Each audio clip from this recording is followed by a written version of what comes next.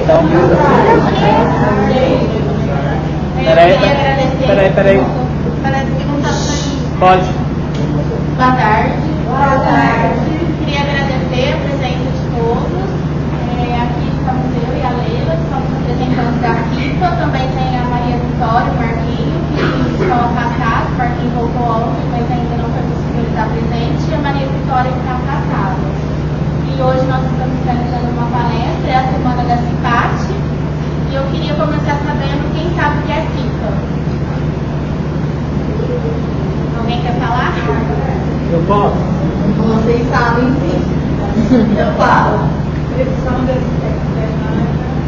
Comissão Interna de Prevenção de Acidentes. Isso. A CIPA é uma comissão interna de prevenções de acidente e a Semana da CIPAT é uma semana interna de prevenções de acidentes de trabalho.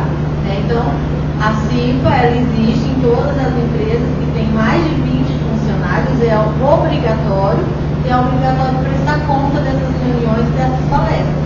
E é obrigatório ter a Semana da CIPAT. Então, a CIPA ela vai atrás, ela pede os temas que é mais importantes, convida os palestrantes, tem a parceria do SENAC, que foi ontem. Hoje nós estamos com o psicólogo André Bordini, que vai dar uma palestra sobre depressão e ansiedade. Aí vocês podem pensar assim, mas o que tem acidente de trabalho com depressão e ansiedade? É uma doença de trabalho também, tá? Então, a partir do momento, também é considerado um acidente de trabalho. Então, por isso que é muito importante assistir todas as palestras que a Semana da CIPAT promove, tá, pessoal? E aproveitando, eu quero convidar vocês a se candidatarem para as próximas eleições da CIPA, que é agora em outubro, tá? Se conscientizem que precisa ter e que nós precisamos estar unidos para prevenir o acidente e trabalharmos melhor, tá? Gostaria de convidar nosso palestrante, agradecer pela presença, muito obrigada.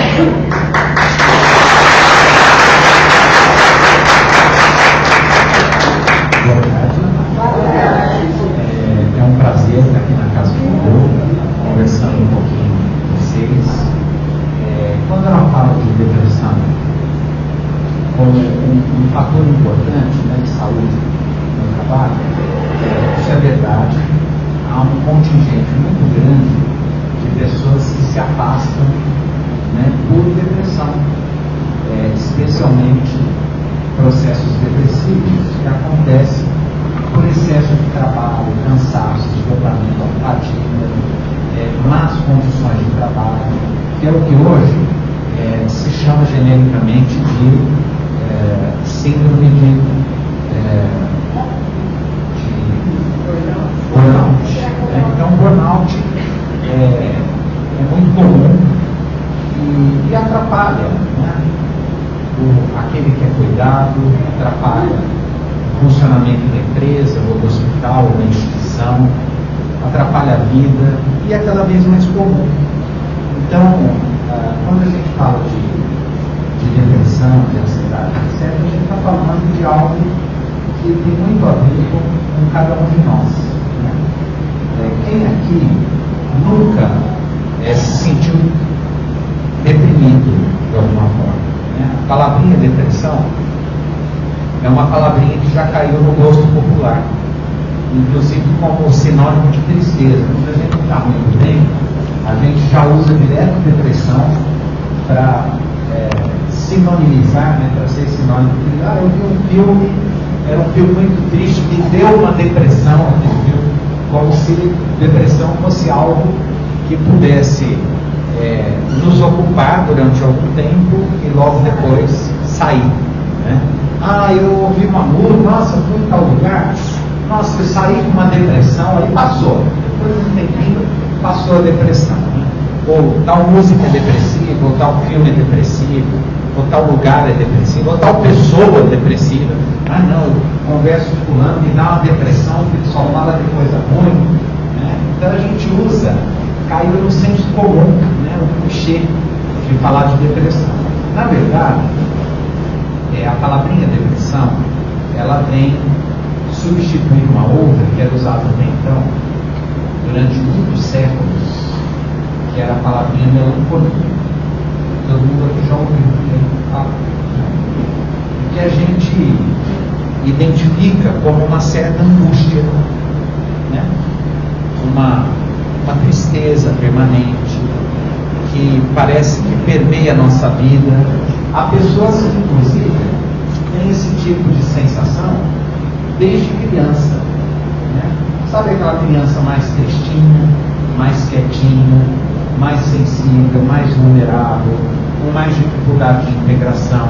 Às vezes esse sintoma, que antigamente se chamava de melancolia, ocupa o nosso modo de ser desde criança e às vezes nos acompanha até o fim da vida.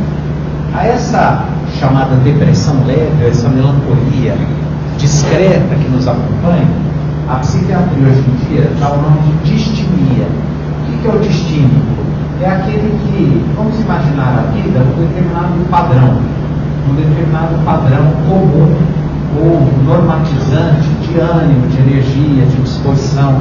Aquela pessoa que está sempre um degrauzinho abaixo, sempre mais para cansada, mais para triste, mais para desanimada, é como se ela tivesse uma pequena depressão que a acompanha ao longo de toda a vida, que a gente chama de distimia. E depressão, então, é uma doença.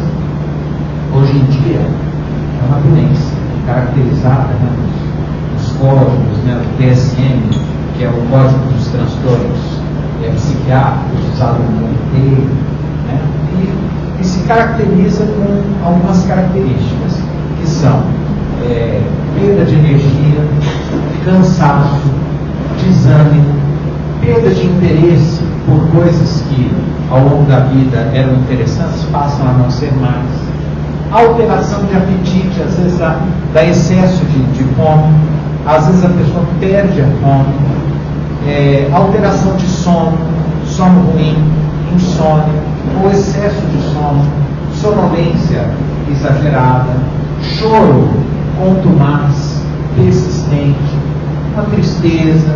Todas essas são características próprias do que se chama hoje essa doença, né, chamada depressão. Os técnicos, de maneira geral, especialmente os médicos, acreditam que os processos depressivos tenham componentes que são desde uma tendência genética. Então, famílias de depressivos tendem a ter mais depressivos, a produzir geneticamente pessoas depressivas por uma questão neurológica, bioquímica. Isso se associa naturalmente a determinadas contingências existenciais. Então, obviamente, quando a gente tem uma vida muito difícil, em que nós somos visitados por problemas, às vezes até por tragédias, por lutos, perdas, doenças, desamparo, privações de toda ordem, sofrimentos dos mais variados, né? Isso é como se fosse um gatilho para essa tendência bioquímica se revelar em processos doentios, né?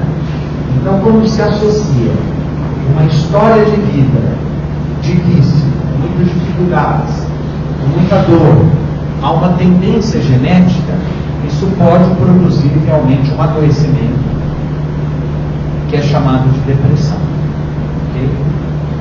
E que não é sinônimo de tristeza. Tristeza é outra coisa, né? Tristeza é da vida, é próprio, né, da vida. A vida tem muitas tristezas. Aliás, a vida não é fácil. Viver é muito difícil. Se a gente pensar o que é o nascer, por exemplo, em geral, a gente acha bebezinho bonitinho, né? Mas assim, eu tenho um pouco de pena de bebê. Porque a gente pensa, né? Tá aquele teto quentinho, num ambiente líquido, protegidinho, escurinho, ouvindo só os barulhos do próprio corpo da mãe, né? Porque a criança, ela fica ali 9 meses, né? Sendo gestada e ouvindo os gases, a parte digestiva, o batimento cardíaco, a circulação, E houve coisas fora também, viu? Por isso que algumas gestantes hoje em dia já têm o hábito de colocar música suave para o bebê ouvir dentro da barriga, falar coisinhas bonitas, né, para a criança, etc. Aí, de repente, esse ser que estava ali quentinho, num ambiente aquático, é lançado no mundo, que em geral é frio. Então vamos pensar o centro cirúrgico de uma maternidade. Ar-condicionado no topo, né? Então a criança, ela nasce, né, sem nenhum amparo tátil, então ela tem muito frio, ela vem para um mundo estranho, muito diferente do que ela estava, e em geral a primeira experiência que ela tem é de levar um tapinha, já. Então já nasce apanhando da vida. Né? E para liberar os pulmões, a criança sorri ou chora? Chora. É interessante isso. A gente nasce chorando. Olha que coisa curiosa. A gente não precisa aprender a chorar. A gente nasce sabendo chorar. Agora a criança demora quantos meses para aprender a sorrir? Às vezes uns 4 meses, né? Ela começa a sorrir. A grande questão é que na verdade ela não está sorrindo. Eu sinto muito. Ela não está sorrindo. Nesse período, a criança começa a experimentar o que se chama na fase da psicologia do desenvolvimento de período de espelho. Ela imita. Então, como em geral a gente chega perto da criança assim, ó, ai que bonitinho. Não é que ele gostou da gente, ele só está imitando, né? Depois de um tempo, então você que fica, a avó chega e ele já ri, não é isso. Todo mundo que chega rindo, a criança ri. Ela vai imitar. Agora, depois de um tempo, ela aprende que esse movimento significa tá legal. Então, sorrir, ter a experiência da alegria, do significado de algo que é bom, que é agradável, que é prazeroso, é aprendido. Mas a dor não. A gente já nasce sabendo sentir dor e expressar dor. Conviver é difícil. É uma luta. A gente tem que. Você se lembra do Mazzaropi? Você lembra do Mazzaropi? Do filme? Aquele comediante, né? Ele costumava usar a expressão: para nós que é pobre é pior ainda. Então, assim, para nós que é pobre é difícil, porque a gente tem que acordar cedo, a gente tem patrão, tem chefe, tem conta para pagar, é tudo contadinho. Para ter um pouquinho de conforto é uma luta, mas não só isso. Dá trabalho ser gente civilizada como a gente. O que eu chamo de gente civilizada? Entendeu? A gente acorda de manhã, a gente tem que tomar banho, passar o fio dental, escovar o dente, se esfregar, tirar o encardilho, cortar a unha, quem tem cabelo, arrumar o cabelo, que passa shampoo, que passa o condicionador. Para vocês, né, que usam mais maquiagem, tem a maquiagem, tem que lavar roupa, tem que passar roupa, tem que secar roupa, já começou.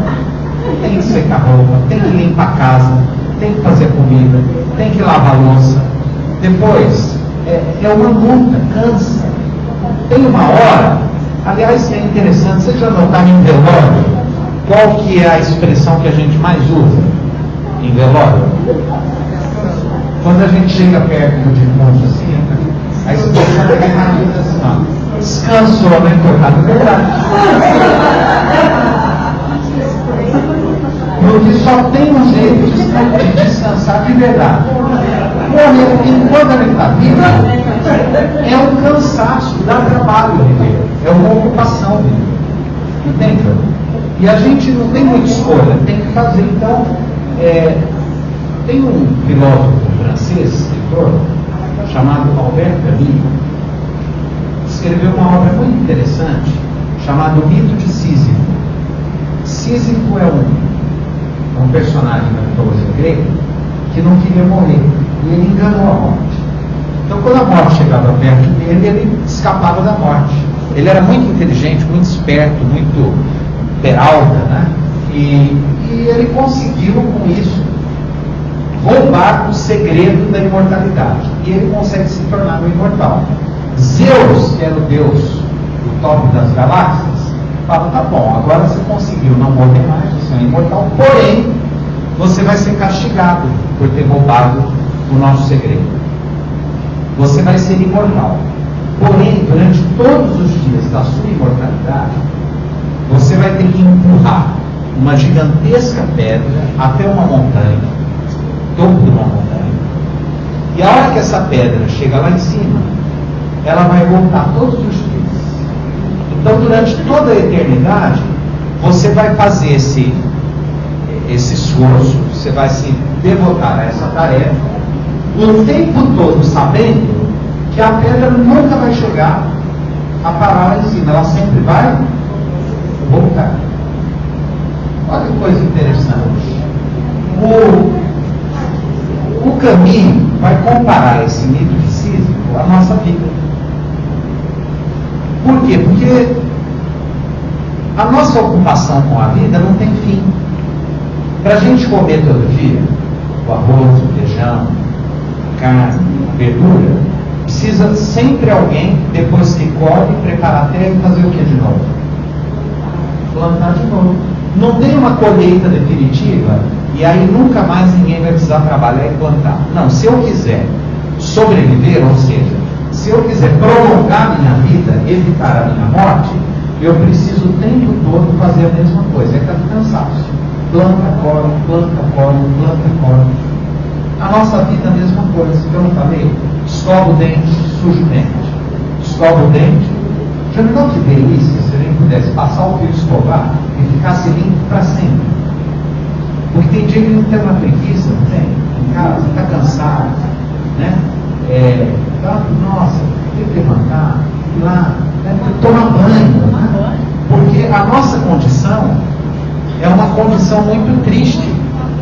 Se a gente não tomar banho nunca mais, não cuidar dos dentes, etc., vocês imaginaram o cheiro que nós vamos ficar? Então, a nossa tarefa todo dia é disfarçar a nossa natureza. O Freud tem um trabalho interessante que ele chama de Os Mal-Estar da Civilização, em que ele diz que para a gente construir uma civilização, a gente precisa o tempo todo recalcar, reprimir a nossa animalidade. Por que a gente usa sabonete, desodorante, etc.? Porque na nossa natureza a gente pede. O nosso cheiro é ruim, né? Se a gente não usar papel higiênico, não se limpar, imagina a gente fazendo cocô, xixi, sujando a boca, sem se limpar. O cheiro que a gente teria. Então a gente disfarça o nosso cheiro através de objetos civilizatórios e que nos ocupam e que são cansativos, né? Principalmente porque nunca tem um fim. Então viver é uma grande ocupação. A grande questão é que no mundo moderno disseram para a gente que é possível ser feliz. E aí a gente acredita. Só que a impressão que a gente tem é que esse dia nunca chega. Tem um filósofo moderno, Roland Barthes, que afirma, ele afirma algo muito interessante, muito inteligente. Ele diz que nós somos a primeira sociedade do mundo que é infeliz só porque não é feliz. Eu vou repetir. É a primeira vez na história que a humanidade é infeliz só porque não é feliz. Vou explicar. Então vamos lá. A gente fica sempre esperando para ser feliz o dia que tiver aquilo que a gente sonha. Por exemplo, eu vou revelar um segredo. Eu, em geral, sou mais feliz no fim de semana. Você também? A gente fica esperando. Então vai, a gente é mais feliz na folga. Na folga. Ela falou, depende. Eu trabalho no fim de semana. Isso, mas pelo menos você fica em casa. Você vai lavar na casa e toma uma cervejinha, Não, nem um suquinho. Não, o suquinho também não pode ser. É isso? A aprovação dela está vindo. Depois, como é que você chama? Como é que você chama? Emanuela. Então, gente, depois aparece todo mundo vem dar um abraço que ela está precisando. Porque a situação dela está muito difícil. A gente. Pois é. Então, assim, a gente precisa, a gente está sempre esperando acontecer algo extraordinário para a gente. Aquela grande viagem, aquela aquisição, pode ser do carro, da casa, aquela roupa. Né? Quer ver outra coisa também? Tem gente que espera para ser feliz encontrar um amor. Por que você está rindo? Por que você está rindo? Assim, tem gente que espera encontrar o amor, porque acha que a felicidade está no encontro do amor. Né? Tem gente que acha que a felicidade está no céu, fica esperando morrer para ir no céu, porque não, porque a vida é muito difícil. Então, de maneira que nós somos levados, em geral, a experimentar uma espera infinita para alguma coisa que finalmente vai fazer a gente feliz. E a impressão que a gente tem é que nunca chega.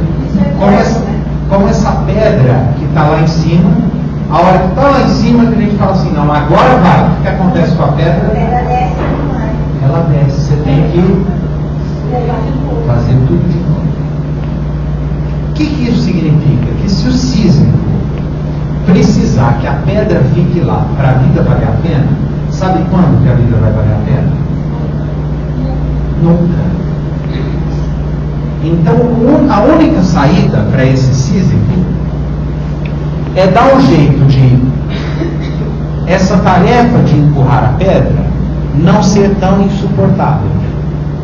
E para isso, a primeira coisa que precisa fazer é parar de esperar que a pedra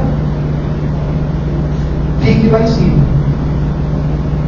Então, quando ele toma consciência que ela nunca vai ficar, e que, portanto, isso nunca vai acontecer, ele para de esperar.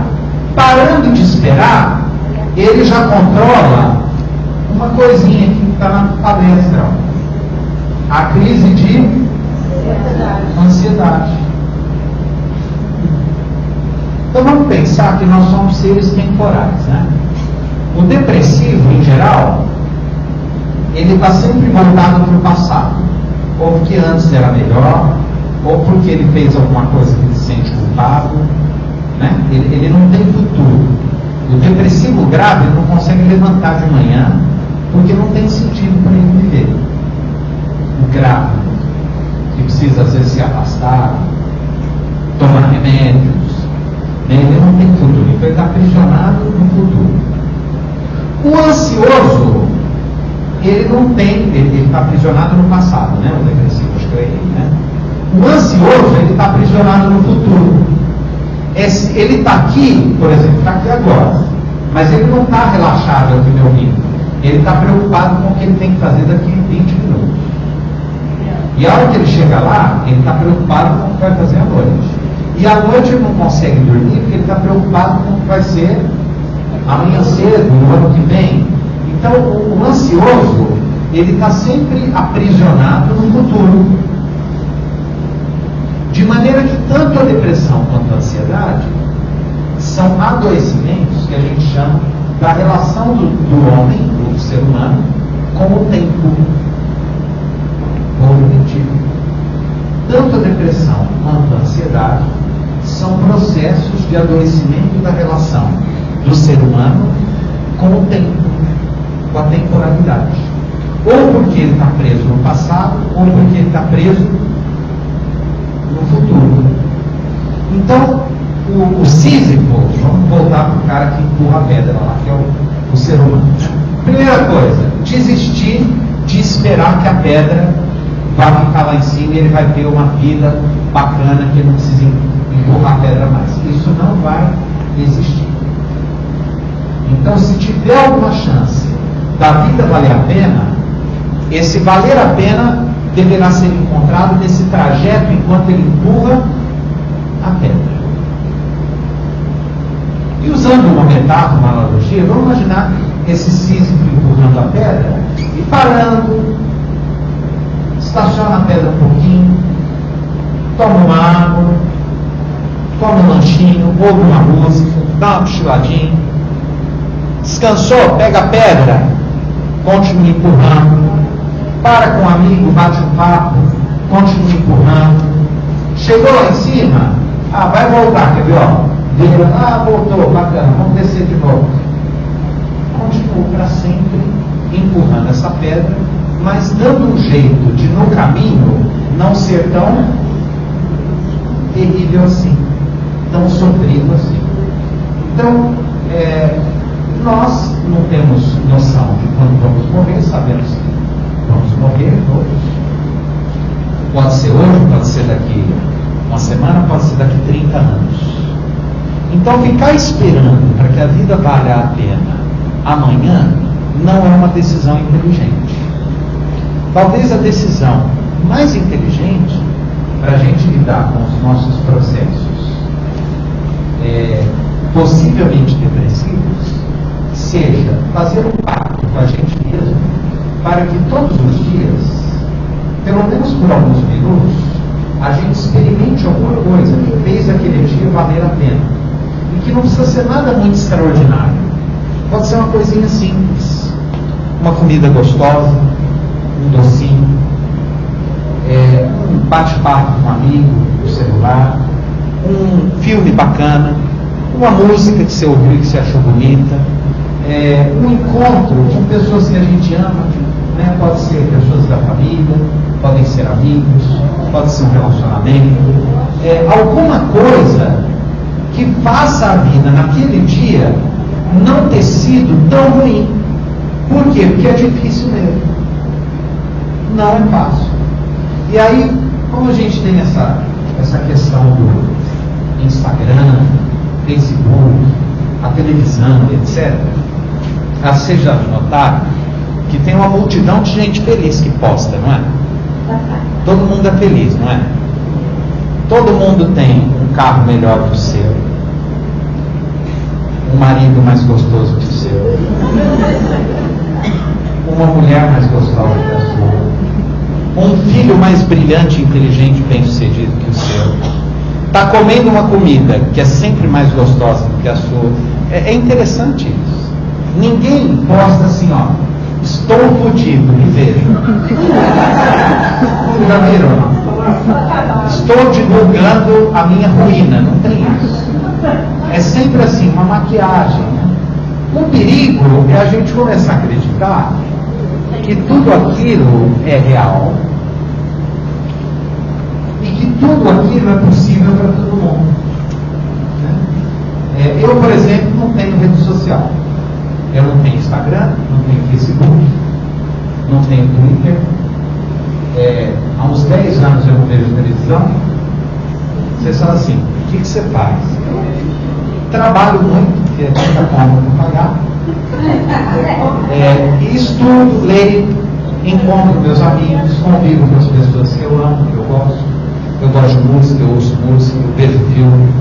Eu evito ler os jornais, porque depois de 10 anos sem ler jornal, eu vi que não fez falta nenhuma para mim, pelo menos, porque eu não vivo de informações assim, mais pequenas. Então, assim, eu não vejo, mas eu vivo rodeado de gente que tem tudo isso e me mostra. Eu gosto de ver. A minha de guerra também, né? Eu gosto de ver. E o interessante, primeiro, é a gente entender que a vida é estranha mesmo. que eu chamo de estranha? Ela é injusta. Então tem gente que nasce em condições muito mais felizes que a nossa. Lógico que tem, sempre teve. Então tem gente que nasce lá, ricaço, milionário, não vai precisar trabalhar. E tem gente que nasce rico, bonito, magro, cheio de saúde e gente boa. Tem tudo. Tem gente que nasce muito pobre, com deficiências físicas graves, em situações de penúria. Desde que o mundo é mundo, há pessoas em diferentes situações, com oportunidades diferentes, com vidas diferentes. Tem gente que às vezes faz tudo certinho e dá tudo errado. Tem gente que faz tudo errado e dá tudo certinho. Tem gente que faz tudo certinho e dá tudo certinho. Tem gente que faz tudo errado e dá tudo errado. Ou seja, sabe que lógica tem o mundo? Nenhuma. Então, olhar para esse mundo e entender que a vida é como é, que as coisas são como são, que cada um tem um lugar no mundo, e é a tarefa de cada um encontrar o melhor possível dentro das suas condições pessoais de vida, sem olhar muito a vida do outro, também é uma boa estratégia para nós não adoecermos. Ah, o outro tem, que bom, eu não tenho, que bom também, mas eu tenho isso, né? É importante a gente... Esses dias eu vi uma frase do Jung, que eu gostei muito, que diz assim: eu ando com muita calma, sem nenhuma pressa, porque o único lugar aonde eu realmente preciso chegar é em mim mesmo. Olha que coisa bonita. Vou repetir. Eu ando devagar, sem pressa, porque o único lugar que eu preciso realmente chegar é em mim mesmo. Ou seja, me auto-conhecer, olhar a minha volta e ver o que é possível. Você já viu aquele programa do Masterchef? De culinária? Tem as provas do Masterchef? Não vejo mesmo, mas eu sei do que se trata. É assim, ó. Tem as provas lá no Masterchef, que é assim. O pessoal te dá tantos ingredientes. Você fala assim, ó, você precisa fazer o melhor prato possível com esses. Então põe lá, sei lá, 1 quilo de alcatra, alho, azeite, cebola, estragão, umas batatas. E aí você fala, não, mas eu quero tomate. E eles vão falar, não, tomate não tem. Você só tem isso que você tem. Vê se você consegue fazer o melhor prato possível com isso que você tem. E aí cada um vai fazer um prato e vai competir para ver que prato ficou melhor, cada um com um certo tipo de ingrediente. A vida também é assim. Então a gente tem que olhar a nossa volta e ver que ingredientes a vida nos dá. A casa que a gente mora, as pessoas com quem a gente vive, os amigos que a gente tem, o corpo que a gente tem, a idade que a gente tem, a grana ou falta de grana que a gente tem, o conhecimento que a gente tem, a espiritualidade que a gente tem, são os ingredientes da vida. É como se a vida todo dia dissesse assim, olha, os seus ingredientes são esses. Não adianta você ficar olhando os ingredientes do outro, que pode ser muito melhor inclusive, mas não são seus. Então não adianta, você vai perder um tempo danado ficar olhando os ingredientes da vida do outro. Então olhe os seus ingredientes e vê qual é a melhor vida que você pode ter com isso que você tem. E outra, não é só no fim de semana não, nem na folga, viu, irmão? É no dia a dia, é hoje, é daqui a pouco, né? É prestar atenção nas coisas. Ah, André, e aí eu não vou ficar triste? Lógico que vai. Uma outra coisa boa é entender que quando a gente vive situação triste, quem é normal fica triste. Uma pessoa que está sempre rindo, sempre feliz, sempre bem com a vida, ela não sofre por louca. A gente precisa estudar essa pessoa. Tem alguma coisa errada com ela. Sabe aquela pessoa que está sempre... Tem uma coisa séria com ela. Não existe isso. Então tem dia que a gente está bem. Tem dia que a gente não está bem. Normal. Normal. Você teve uma perda, teve um luto. O Freud tem um estudo interessante que se chama luto e melancolia. Ele diz que o luto é a perda de alguma coisa fora da gente. E a melancolia é a perda de alguma coisa dentro da gente. Quando eu perco alguma coisa fora de mim, eu vivo um luto, uma perda.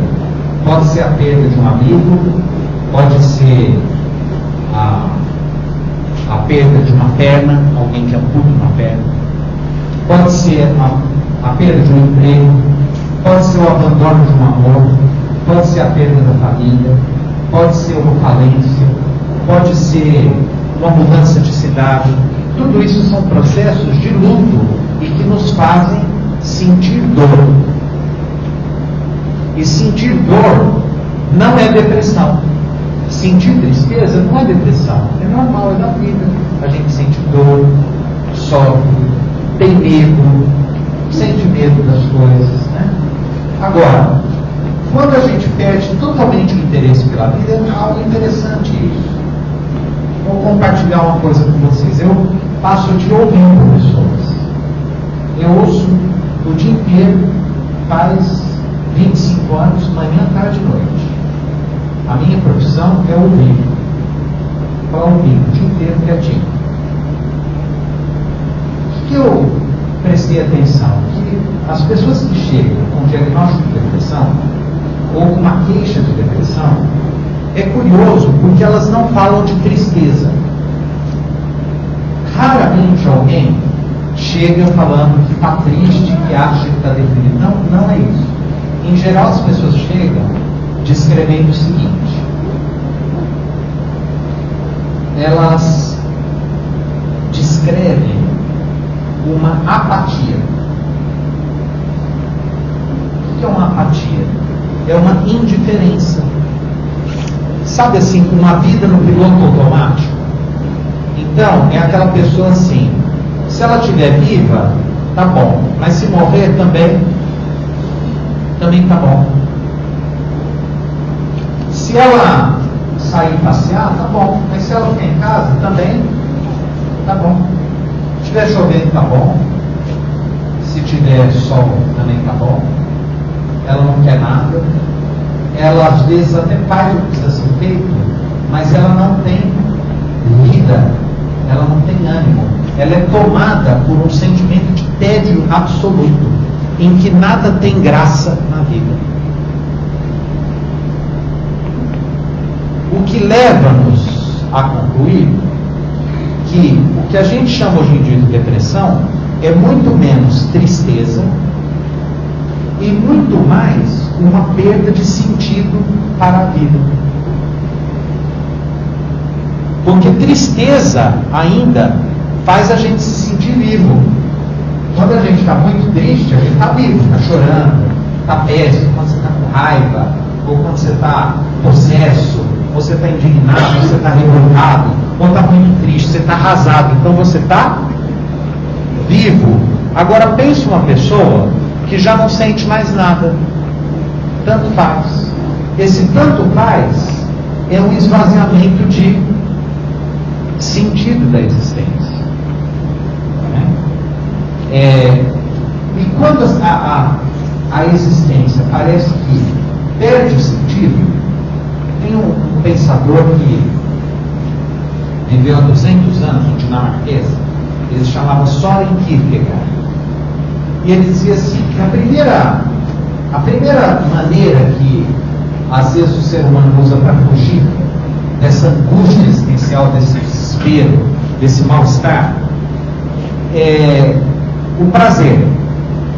Então a pessoa gosta de doce, ela começa a comer doce, ela compra latas de doce, vidros de doce, ela come muito, ela se joga no doce, ou se joga na comida de modo geral. chocolate, na gordura, na fritura, ela come. Porque comer parece que disfarça esse tédio, esse vazio da vida, essa angústia. Outros bebem, né?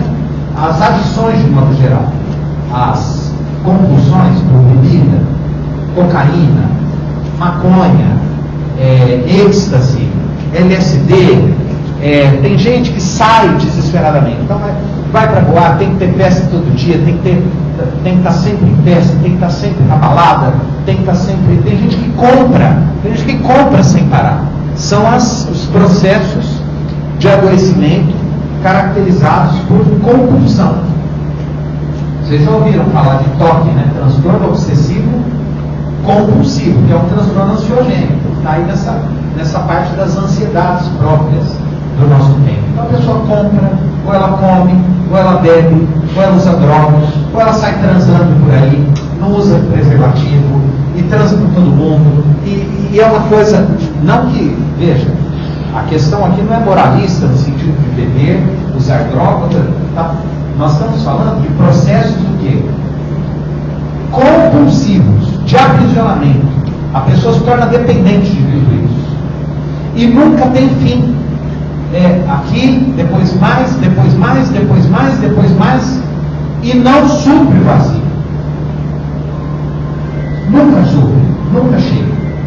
Um segundo jeito que o Kierkegaard vai dizer é a pessoa que faz exatamente o oposto. Ela resolve que ela vai negar para si todas as formas de prazer. Então é aquela pessoa que começa a ter aquela vida reclusa. Então ela não bebe, ela não fuma, ela não transa, ela não vai em festa, ela dorme cedo, ela acorda cedo. Pensa uma vida de merda. Pessoa, não tem um prazer.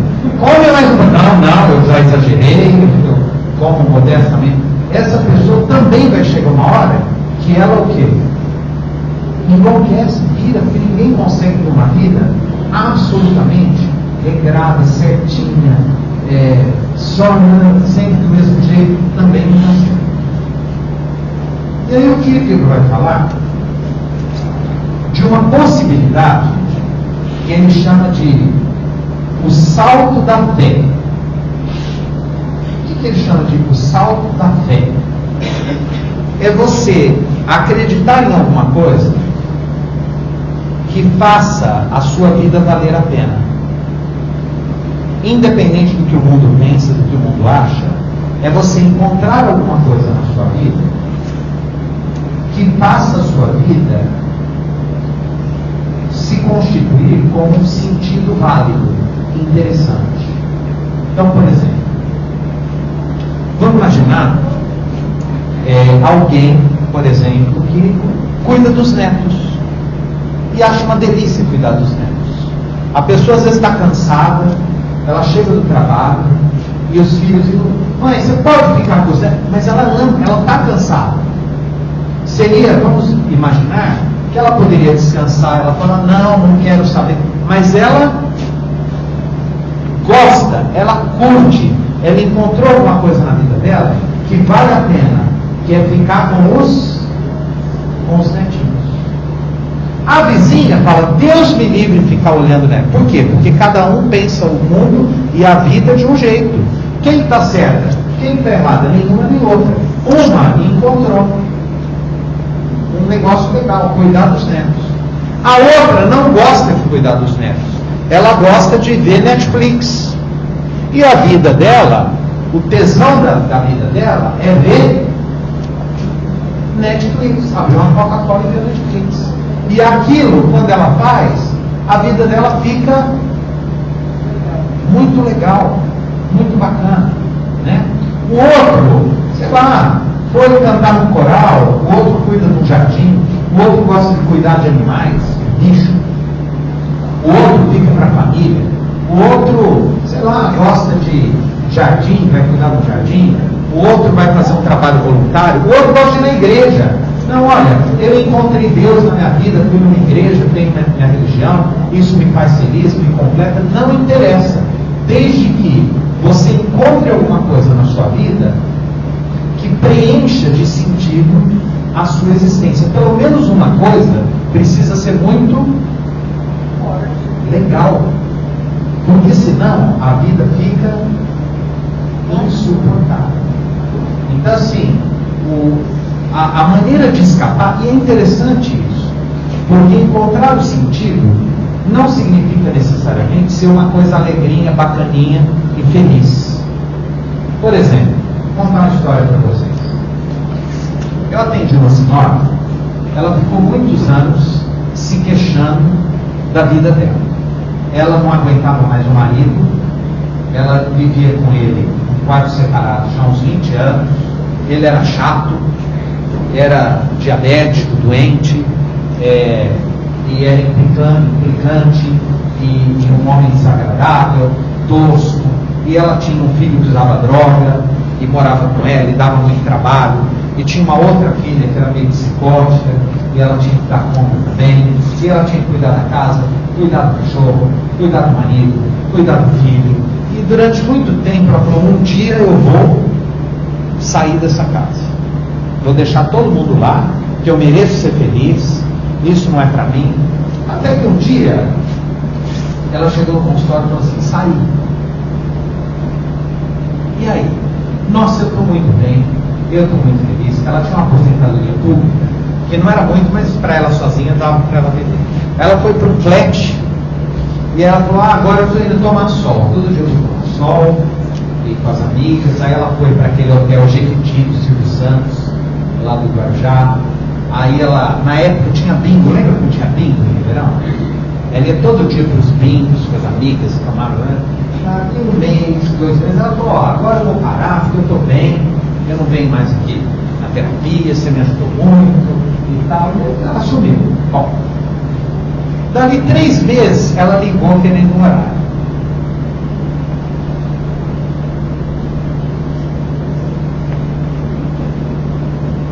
No horário, não, aí eu voltei para casa. O que aconteceu? Ela falou, olha, a vida que eu tive esses 3 meses foi maravilhosa. Foi uma vida maravilhosa. Eu tomei sol, eu passei, todo dia eu ia para o clube, eu encontrava minhas amigas. Mas aí eu comecei a passar de carro em frente à minha casa. E eu vi que o jardim da minha casa ninguém cuidou mais, estava cheio de mato. Eu fiquei pensando se estavam dando comida para cachorrinho. E quando meu filho chegava drogado de madrugada, se tinha alguém que ia acordar para esquentar uma comida para ele, e eu fiquei com medo do desgraçado do meu marido não tomar os remédios que ele precisa todo dia. Porque eu não quero que ele morra. E aí eu voltei para o meu inferno.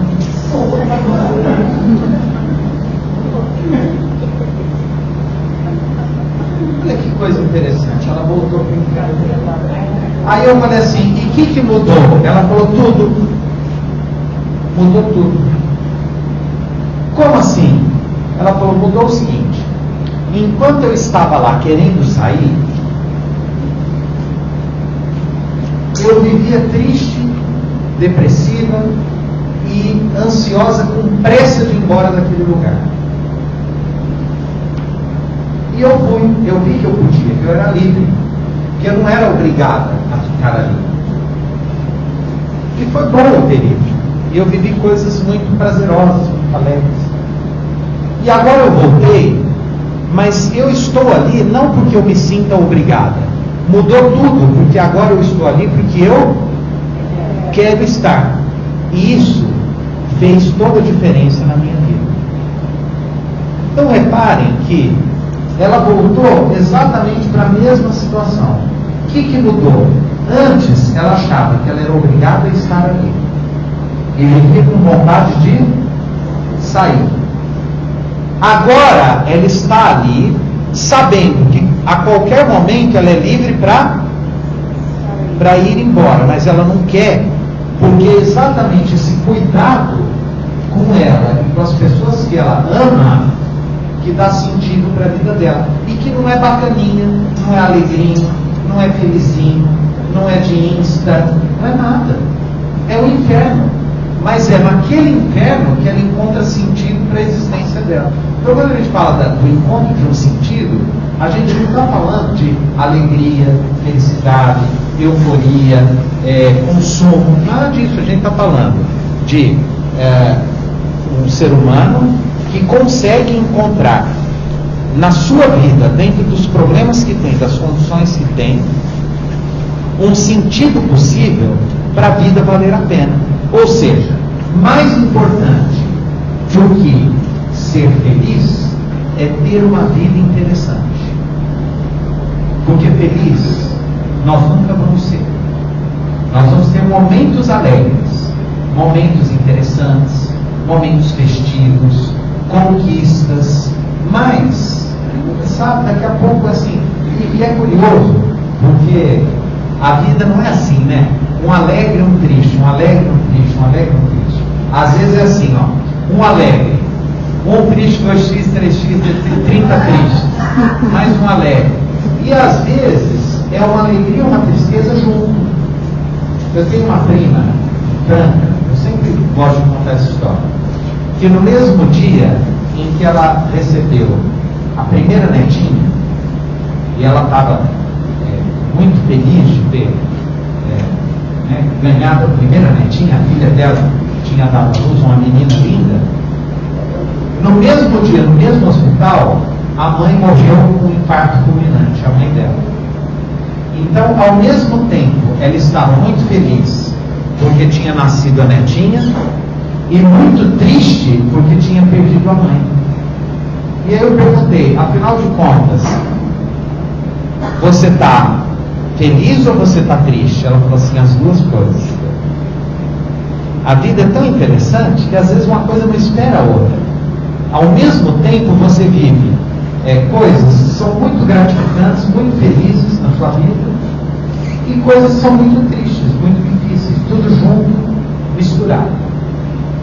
O bom é que nós podemos conversar, dialogar, trocar ideias, ter oportunidades como essas, né, de ter acesso a um outro ponto de vista, a um outro modo de olhar, um outro modo de olhar a vida e as coisas. Né? E eu diria que a vida nunca é como é, a vida é como nós somos. O mundo não é como ele é. Nós vemos o mundo como nós somos. Se o nosso olhar for um olhar sábio, for um olhar de sentido, for um olhar da poesia, um olhar da beleza, nós vamos contaminar tudo com um pouquinho de interesse de beleza. Se o nosso olhar for para baixo, for pessimista, eu gosto muito do Ariano Suassuna, né? O Ariano Suassuna diz que o otimista é um tolo, o pessimista é um chato. Eu prefiro ser um realista esperançoso, né? Olhar para a vida como a vida é, sem máscaras, mas torcendo para que tudo seja sempre melhor, né? Porque a gente não ganha nada com o pessimismo. Eu queria agradecer para vocês, agradecer a vocês pelo convite, dizer que eu estou muito feliz de estar aqui. Eu espero que vocês pensem no que a gente conversou, que encontrem coisas na vida de vocês, ainda que pequenininhas, mas que valham a pena, que façam a vida de vocês ser boa, ser interessante, ser gostosa, ser agradável, que a gente possa se encontrar ainda muitas outras vezes. Eu termino com um texto do Carlos Drummond de Andrade, que ele diz o seguinte: eu preparo uma canção em que minha mãe se reconheça, em que todas as mães se reconheçam e que fale como dois olhos. Eu distribuo um segredo como quem ama ou sorri. Do jeito mais natural, dois carinhos se procuram. Minha vida, nossas vidas, formam um só diamante. aprendi muitas palavras e tornei outras mais belas. Eu distribuo um segredo como quem ama ou sorri, do jeito mais natural. Caminho por uma rua que passa em muitos países. Se não me veem, eu vejo e saúdo velhos amigos. Eu preparo uma canção em que minha mãe se reconheça, em que todas as mães se reconheçam e que falem como dois olhos. Eu preparo uma canção que faça acordar os homens e adormecer as crianças. Muito obrigado.